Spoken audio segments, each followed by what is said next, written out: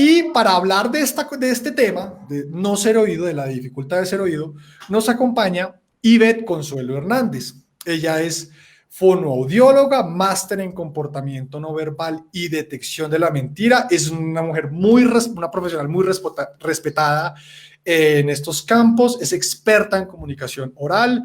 Tiene un espacio en el que está trabajando, que lo pueden consultar en redes sociales y que lo pueden encontrar como @consultorio de la voz o en una página web que también la encuentran como consultoriodelavoz.com.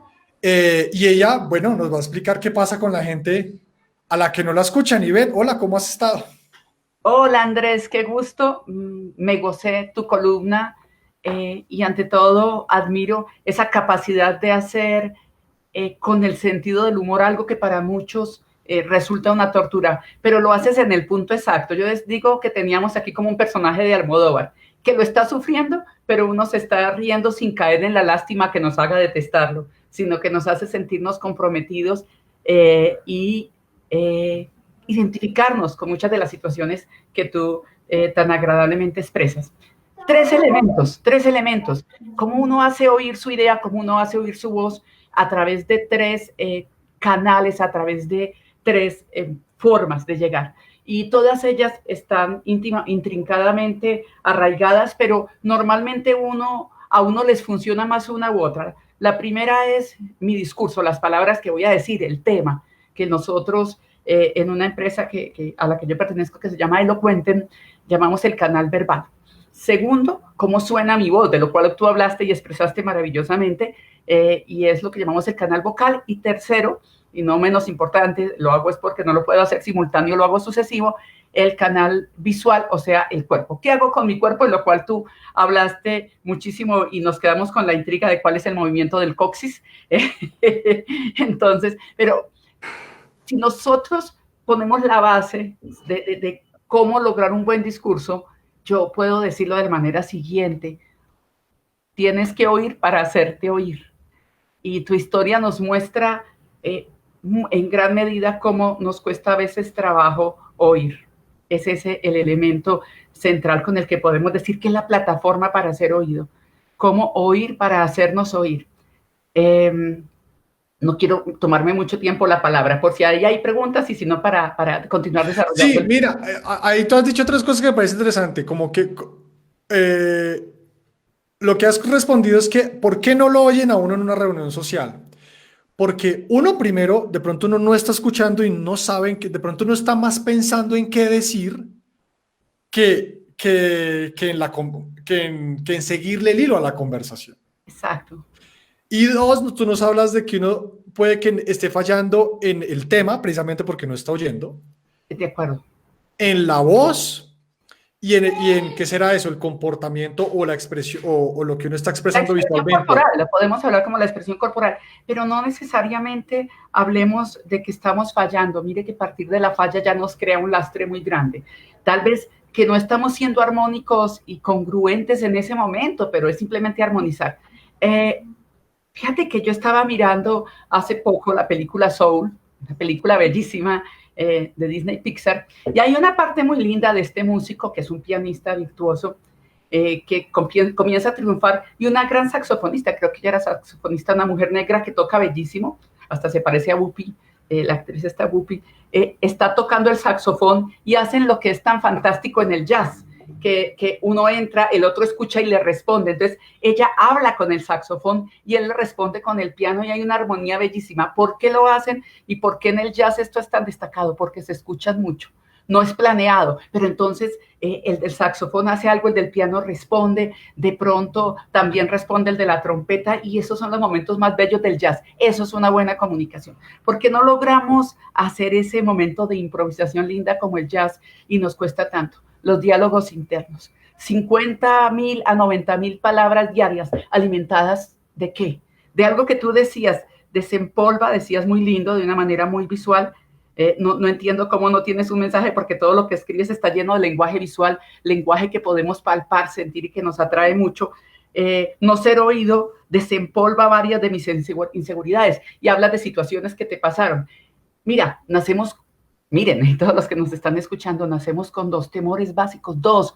Tu niño pequeño que por ahí anda, a lo mejor ya tiene algunos más, pero cuando nació tenía dos básicos, el dejar ser caído o los ruidos sorpresivos que nos hacen el famoso reflejo de Moro cuando tenemos antes de los 3 meses, que hacemos así, ahora hacemos así. Esos son los dos temores básicos. A la altura de tu edad y a mi edad mucho más, ya tenemos un equipaje muy pesado de diálogos internos y de temores, de diálogos internos alimentados por temores, temor a no ser aprobado porque en la adolescencia fue difícil acercarse al sexo opuesto, temores a nuestra voz porque nos dijeron cállese o qué voz tan fea o hable como varón. Yo soy fonoaudióloga y todavía no he encontrado el tratado de qué es hablar como varón. Hay voz masculina, voz femenina, pero aquello tan cortante y tan mutilante como hable como varón lastima a muchos, o lo que tú dices, aspectos físicos. A ti te decían lo de con bamba de pollo y a mí lo que me decían era que era muy ojona, que estos huesos, era que era muy flaca y que estos huesos servían para poner jabón chiquito de residencia. Y me decían que no me riera porque rayaba el piso. Amo a Julia Roberts porque puso de moda a las mujeres que al reírnos ocupamos mitad de cara, porque la puso de moda, pero entonces uno va desarrollando una cantidad de autodesprecios por ese diálogo interno que, mira que tú lo decías muy, muy lindo, además, decía, todos aquellos estaban queriendo caerse bien entre sí. Y esto es algo que yo les recomiendo. Yo fui bailarina de ballet muy mala y actriz, buena actriz, tanto que no se dan cuenta lo mala bailarina que era, pero una de las cosas que uno aprende cuando ya está en escena es que en ese momento tú ya no te fijas en ti, no te centras en ti, porque donde te centres en ti, el diálogo interno no te deja actuar. Donde te centres en ti, ya no puedes intervenir adecuadamente, te has de centrar en el otro, en el objetivo del otro. A mí me funciona muy bien sentir el amor que puedo sentir por esa audiencia que me va a escuchar, por ejemplo, cuando soy conferencista o el cliente que está conmigo, cuando era actriz, el público, y entregarme a ellos en mi objetivo central, transmitir mi personaje, lo que mi personaje transmite, como conferencista el mensaje que estoy dando, aquí conectada, tratando de llegar a las personas que tú has convocado con este tema tan interesante para decirles, mire, no busquen ser interesantes, interésense en el otro y hagan una conversación interesante, que lo tienen, pero si se centran en ustedes, en ser interesantes, se frena ese diálogo y no pueden escuchar como ese saxofonista y esa pianista el momento rico para entrar y pertinente. Hasta ahí voy siendo clara. Sí, buenísimo. Entonces, no, como para el que esté preguntándose, entonces, ¿qué hago? Lo primero es escuche y piense, y piense más en la conversación que los otros están proponiendo, más que en lo que uno quiere decir, porque esa es la mejor manera de entrar como al lazo, ¿no? Como... Sí, además la conversación es una melodía de jazz donde cada uno va improvisando, hay un hilo central que se va marcando como un tema, pero que van entrando los instrumentos de manera agradable y las personas que lo logran hacer, hay unas que se imponen, hay otras que aprovechando su poder en el cargo o algo, pero en las conversaciones como la que tú describes, ese es un elemento. Decías también... Perdona, que sí quiero como ampliar un poquito sobre eso de interesarse en el otro, ¿no? Como dejar de esforzarse porque se interesen en uno. Y yo esto se lo conté a mi esposa cuando ella y yo salíamos, que una de las estrategias que yo tenía de conquista era dejar hablar a la otra persona. Sí. Entonces, y yo después se la revelé. Entonces yo me acuerdo que en las primeras citas yo lo que hacía era solo preguntarle, no hablábamos nada o casi nada o nada de mí. Y ella al final me lo decía, que la percepción que le dejaba es que qué gran conversador es Andrés, y yo no hablaba nada. Entonces, a ella le pareció una conversación riquísima porque ella había podido hablar. Pero bueno, como para ampliar eso que tú dices, que interesarse en el otro, sí, de pronto permite conversaciones más fluidas. Mira, otra palabra que tú decías, otra frase que tú decías en tu artículo, mantenerme, yo iba tomando nota, mantenerme en el radar de los otros. ¿Cómo mantenernos en el radar de los otros? Y esto es bellísimo. Daniel Goleman, en su libro Inteligencia Emocional, que publicó en el 95, en una de las páginas dice, tenemos un radar social que nos permite naufragar en el denso mar de las relaciones humanas. Y ese radar, que esto lo publicaba Daniel Goleman en el 95, se publica en el 2009 ampliamente, pero se descubre en el año 99. Las publicaciones grandes surgen en el 2009 y es las famosas neuronas espejo, las neuronas de la empatía. ¿Y esto por qué es importante? Están muy ubicadas en varias partes, incluso se cree que también en el corazón, pero principalmente área prefrontal, aquí en esta zona de las cejas, y es esas neuronas de la empatía que nos permite. ¿Se acuerdan de la película Avatar que cogían la mano y en el momento clave decía, te veo? Cuando veo al otro, en lugar de solo estarme viendo a mí, y esto no es un discurso motivador ni nada, esto es muy fisiológico, que es mi enfoque, pero cuando realmente veo al otro, esas neuronas espejo se activan. ¿Y qué pasa? Yo comienzo, no premeditadamente, porque hay vendedores que les han dicho, por ejemplo, haga los gestos de su cliente y el cliente termina odiándolo porque hay un retraso de 0,33 milésimas de segundo y el cerebro se da cuenta que es mentira. Pero cuando está sintonizado ocurre casi simultáneamente. Tu cuerpo, tus gestos, tus palmas de las manos, tu inclinación de columna empieza a hacer cosas que el otro hace y la gente empieza a fijarse a ti y tú en ese momento es cuando logras saber en qué momento entrar con tu melodía. Y eso ocurre solo con ver al otro, interesarme en el otro, las neuronas espejo hacen el resto y es, ay, señores y señoritas que nos escuchan, una libertad, no estar pensando. Como lo que estás diciendo es que cuando uno está en una conversación de estas sin hablar, uno con los gestos y de pronto imitando al que está hablando, los movimientos, empieza a ser parte de la conversación sin estar hablando. No imitando, porque si imitas eso va a ser falso. Dejar que tus neuronas espejo actúen. Si dejáramos más a nuestro cuerpo y a nuestro cerebro intervenir en lugar de estar premeditando, si dejáramos de esa manera natural, las neuronas espejo actúan de manera natural. Te ocurría, estabas interesada en la chica que ahora es tu esposa y que tienen ese fruto tan hermoso, en Camila, que es tu esposa, estabas tan interesada en ella que al estar tan interesada en ella, sin darte cuenta, tu posición adoptaba la de ella, tu mirada adoptaba las expresiones ante lo que ella decía. Por ejemplo, si era sorpresa, tú hacías gestos. Ante lo que era desesperanza, tú los hacías sin querer, ibas haciéndose una escenografía que hace eco de lo que el otro habla. Y esa es la mejor manera de sintonizar. Como cuando uno veía a la mamá pintarse la boca y uno también hacía así. Sí, o mira, una parte muy clara de las neuronas espejos es el bostezo. Y eso es por las neuronas espejo. Uno bosteza y si hay tres, termina uno, cada uno tratando de simular el bostezo. Pero entonces ese es el primer elemento. Que puedo hacer un interesante diálogo si dejo de querer ser interesante, sino me intereso. No quiero ser interesante, me intereso. Y mis neuronas espejo hacen el resto. Puedo entrar con una conversación interesante porque me uno a la melodía. Ok, o sea, si yo me intereso genuinamente en la conversación, mi cuerpo me empieza a hacer el resto. Sí, porque si no estoy pensando, tengo que caer bien, o voy a conseguir un buen empleo para el 2021, o ese petardo hablando con ese tema tan baboso, maldito, y no estoy escuchando. Claro, Sí. claro. Bueno, hablemos de la voz. ¿Hay voces que se escuchan más que otras? Mira, eso es interesantísimo. Te lo voy a dar con un elemento que tendemos a confundir, que es muy importante en la voz. Volumen versus tono. Empecemos por eso. Las cualidades de la voz, habría mucho que hablar de cada tema, pero el tiempo es breve. Voy a tratar de ser lo más claro posible para no generar confusiones. La voz. El volumen es diferente al tono. Volumen es lo fuerte o lo débil que hablo. El tono es lo agudo o lo grave que hablo. ¿Ven? Hay una diferencia entre que yo te diga hola, hola, que es volumen, a que yo te diga hola, hola. Te das cuenta que el tono es mucho más efectivo. Los locutores más pagados del mundo tienen voces muy entonadas, con juegos de tono, que es do, re, mi, fa, sol, la, si. De lo agudo a lo grave, las escalas musicales que hago. Y esas escalas musicales, esas entonaciones, generan mucha credibilidad y mucho impacto. Tú decías, intenté impostar la voz y volverla más grave. Bueno, hay unos estudios que se hicieron en 8,000 hombres en la época, en el 2013, esto lo publicó incluso la revista Semana y luego yo estuve profundizando sobre ese estudio, lo hizo la Universidad de California y creo que la Universidad de Dakota, esa no me acuerdo muy bien. Bien, en todo caso, hicieron un estudio con 8,000 personas, hombres. Y miren lo que encontraron en los hombres que tienen voces más graves, como la que tiene Obama, los hombres que tienen voces más graves, tienen más estatus social y ocupan mejores puestos y le pagan más.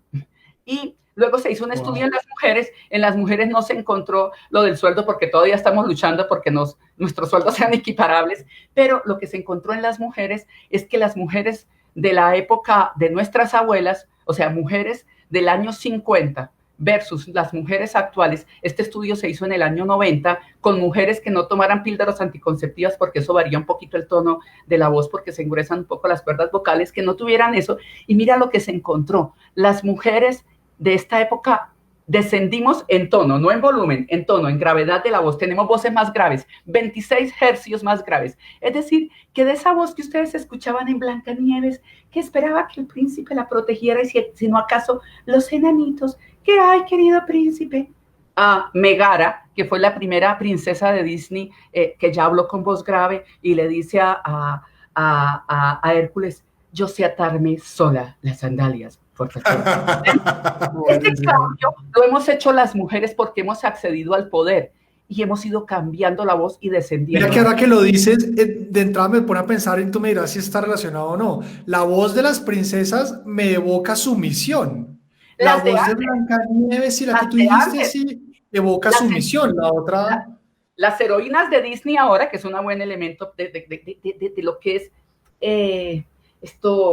la creencia colectiva. Las princesas antes de Megara, las princesas a partir de mitad de los 90 para acá cambiaron. Y por eso es la burla de Shrek. La princesa está a estallar al pájaro con su voz. Es la burla. Y si tú ves todas las heroínas actuales, que además ya no son princesas, ¿no? Son heroínas.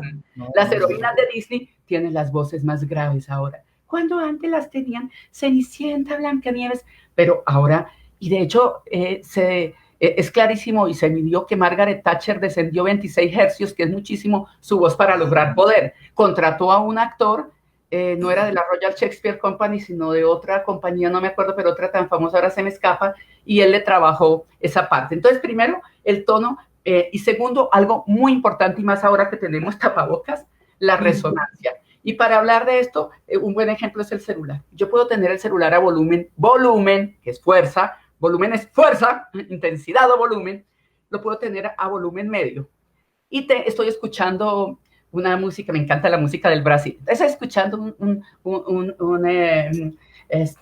una melodía del Brasil, estoy escuchando un bossa nova, por ejemplo, y tú llegas y me dices, ay, quiero oírlo más. Yo digo, no le puedo aumentar el volumen, le aumento el volumen y le pongo unos parlantes de esos baratos que regalan por la compra de 5 computadores. Y cuando tú oyes mi voz, oyes mi música, se oye distorsionada. Y tú que sabes porque tiene aquí un micrófono que me hace sentir a mí acomplejada, él me lo mostró, un micrófono muy poderoso, Andrés. Entonces tú que eres gomoso con la tecnología, me dices, no, qué porquería de parlantes. Espere, yo traigo unos parlantes Bose, por ejemplo, y se los pones y armamos rumba. El volumen ya no se podía aumentar, pero ¿qué aumentó? La resonancia. Ese es un punto para hacerse oír que les digo a todos, es los parlantes. La mayoría de nosotros no hemos conectado los parlantes, luego no son voces feas, son voces poco armónicas porque no las ubicamos en todos los resonadores donde puede vibrar la voz. Fisiológicamente solo se habla de resonadores de la laringe para arriba, pero en teatro hablamos de resonadores en varias partes del cuerpo. Una de las más importantes es el pecho. Yo empezando por mí misma, que tenía la voz de Betty la Fea, pero tolimense, entonces imagínate que se oía peor, porque no vamos así. Pero Betty la Fea, Nicolás y Betty son el ejemplo de muchas de las voces latinas. Voces muy colocadas atrás y agudizadas hacia arriba, hacia el altillo de los resonadores, voces muy metidas como entre la parte de atrás, detrás de la lengua y lo que se llama la ula campanilla, como la de Nicolás. Y esos son resonancias. Entonces, si se coloca... Como quien esconde la voz, ¿verdad? Como quien esconde la voz, pero es que la resonancia nos cambia porque la manejamos de acuerdo a lo que escuchamos. La resonancia nos cambia. El ejemplo, nace un niño en Chile y nace un niño en Argentina, en Lanús, Argentina, y nace otro aquí en la ceja del Tambo, Antioquia. Y cuando nacen suenan, miren esa voz, esa adelante divina. Pero después, en 15 años los reunimos y de Lanús, Argentina, nos habla así, como el entrenador de Maradona, el médico entrenador al que acusaron, que la voz era muy aguda. Y es porque aprendió a oír y la voz se le subió, la laringe se le subió. Pero el que nace en la ceja del Tambo, Antioquia, donde era mi abuelo, tienden a poner la voz demasiado abajo. ¿Ves? Y entonces, Pero mira, bueno, entonces uno debería, por ejemplo, aprender a tener una voz más grave. Uno debería empezar a hacer no, una transición a una no, voz más. no, porque puedes llegar a falsear y entonces es como cuando los chicos se nos acercaban cuando teníamos 15 años. Es que acercarse a nosotras debe ser complejo, somos complejas Pero, y le pero a además, uno, mira que es natural. Si eso pasa, ocurre de manera natural que un adolescente quiera hablar sí, así como claro, solamente ¿cómo te va, más. nena? ¿Trabajas o estudia? Y uno en su diálogo interno decía, desaparece, gusano. Y él, porque no tampoco tenía esa compasión, estaba también no tratando de afianzarse. No, no es eso, es ampliar la vibración de la voz y el pecho es una gran ayuda. Algo que yo hago a veces con los estudiantes con los que trabajo es que se golpeen como un orangután en el pecho, saquen el sonido y luego entonces esta voz relajen, hagan un poquito de bostezo y también pueden hacer un sonido como y luego entonces empiezan a buscar que el pecho vibre. No es encerrar la voz, es ampliar la voz. Es Ok. ampliar la voz. Sí. Bueno, yo siempre he tenido la percepción, por ejemplo, ahorita que estaba ensayando cómo leer la columna, de que tengo la voz como ahogada, como que no termina de salir. Y ya se nos va acabando el tiempo, sí. La mayoría de nosotros cerramos mucho la laringe se cierra ante situaciones de temor, se cierra y entonces, mire, ahí la voz se agudiza y se estrecha porque hay que abrir este tubo. Entonces, parece que la respiración no les pasara y de hecho no les pasa y no es por respiración, es porque esta manguera que es la laringe se cerró. Ejercicio, bostezar 5 veces con la boca abierta, ¿no? Hacer ejercicios tratando de mantener la lengua pegadita a los dientes.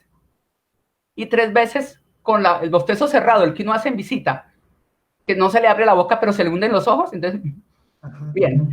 5-3, eso hace que la laringe se amplíe. Para que el cerebro capte lo que es una laringe amplia, mientras uno hace estos bostezos, se coloca aquí la mano en la nuez de Adán, suavecito para tocarla. Y otro, antes de salir a hablar, hacer esto, mire, AH, como cuando uno toma una cerveza helada en un clima caliente, hace, es esto, descuelgo un poquito y hago, eso relaja las pliegues vocales y la voz sale sin estrecharse. Esos son truquitos que uno Ok, usa. eso te hace como que se abra la Claro, laringe, dices tú. porque en el sonido A se amplía, las cuerdas vocales se abren, pasa el aire porque no hay sonido, pasa ese el aire, hace como esto en las cuerdas vocales, abre un poco la laringe, se abre también la parte de atrás donde está lo que llaman núvula o campanilla, lo llamamos velo del paladar, y se prepara para que la voz esté mucho más relajada. Es una medida de emergencia y ayuda muchísimo cuando uno tiene temor. Y por último, antes de que Juanita nos diga que esto se acabó, el cuerpo. Busquen que el cuerpo sea más expansivo, no bruscamente, expansivo, fluido y conectado con lo que está ocurriendo. Expansivo, porque cuando tenemos temor nos achicamos. Fluido, porque tendemos a interrumpir los gestos y mostramos el temor. Entonces, que un gesto da lugar al otro sin apresurarse y conectado con lo que está ocurriendo. Si nos conectamos sinceramente, el cuerpo hace esa misma escenografía y es ahí donde todo eso nos va ayudando a hacernos oír, pero sobre todo a disfrutar las situaciones comunicativas. Bueno, como para resumir, lo más importante es que uno esté más interesado en lo que tiene el otro por decir, Ese es porque el fluye más lo que uno pueda es decir, el punto de cuerpo le partida. fluye no más. No ser Eh, interesante, interesarse. Con eso ok, perfecto. interesante. Yo tengo una última duda y es, inevitablemente en los grupos hay jerarquías, ¿no? Hay como, no sé, si uno está ahí con el director, pues uno, o con no sé, con el presidente de la compañía y uno es el auxiliar, no sé qué, no sé, digamos, ahí también es, así el que presidente esté diciendo el cuento más aburridor del mundo, pues la gente de calle escucha. Miren, eso lo habló muy bien Kay Johnston, director de teatro inglés, y él habla de los juegos de estatus y poder. 3 juegos de estatus y poder. Estatus alto, el que con todo su comportamiento parece decir no se me acerquen, muerdo, que es relacionado con la agresividad. El de estatus bajo, que Kay Johnston dice que parece estar diciendo no me muerdan, no vale la pena y ocupa poquito espacio y sus gestos son chiquitos, su voz chiquita, su mirada casi no conecta. Y ese sería el pasivo. Y el jugador experto en estatus lo llama él, nosotros en Elocuente lo llamamos el negociador de estatus y esa es la persona que sabe cuándo subir, cuándo bajar porque se interesa en el otro. Es un juego como un balancín, cuando tú subes yo bajo, cuando yo bajo tú subes y no siempre es por el cargo. No siempre es por el cargo. Acabo de venir de una institución donde el dueño de todo tiene mucha jerarquía, pero cuando llegaba la señora del aseo tenía más jerarquía que él. Entonces decía, por ejemplo, ¿sabes que para mañana me gustaría que se preparara para todos los estudiantes pollo con champiñones? No se va a poder porque ya alineé carne. y ella mandaba, y ella era grande, fluida, expansiva. Entonces, Buenísimo. eso, o sea, unir todas estas cosas de las que hemos hablado nos da lo que en teatro llamamos presencia escénica, que es lo que tú decías, cómo destacar la presencia personal. Entonces, es un tema muy grande, pero ahí damos puntadas. Bueno, Ivette, pues muchísimas gracias. Uy, ¿qué pasó? No, sí, seguimos acá, sí. Ivette, muchísimas gracias. Háblanos simplemente, no sé, dónde pueden saber más de ti, dónde la gente puede consultar más sobre lo que tú haces y le enseñas a la gente. Sí, yo en todo este trabajo que ha sido de años, me puse a plantear cómo llegar más a las personas y creé una página que se llama Consultorio de la Voz. Tenemos la página, tenemos Instagram y Facebook. En Consultorio de la Voz, además de entrevistas, blogs, publicaciones, lo que he buscado es que para las personas, especialmente el hacer oír su voz, sea algo posible, es mi legado. Siento que el Consultorio de la Voz es mi legado. Y tenemos allí incluso algo muy lindo, un audio manual que quedó bellísimo, que lo pueden descargar y con él hay unos links y van entrando y varios de los mejores locutores, de hecho la voz de oro en voz femenina, Adriana Serna, me colaboró e hicimos unos audios para que la gente vaya entrenando su voz para que cada vez sea mucho más interesante y con ella gane mucha seguridad. Es un regalo que hacemos, ese audio manual en el Consultorio de la Voz y bueno, entrevistas muy interesantes. Hoy justamente publicamos una entrevista con Camilo Cifuentes hablando de cómo ser ese atleta de la voz y lograr impactar más con la voz. Bueno, Ivette, pues muchísimas gracias.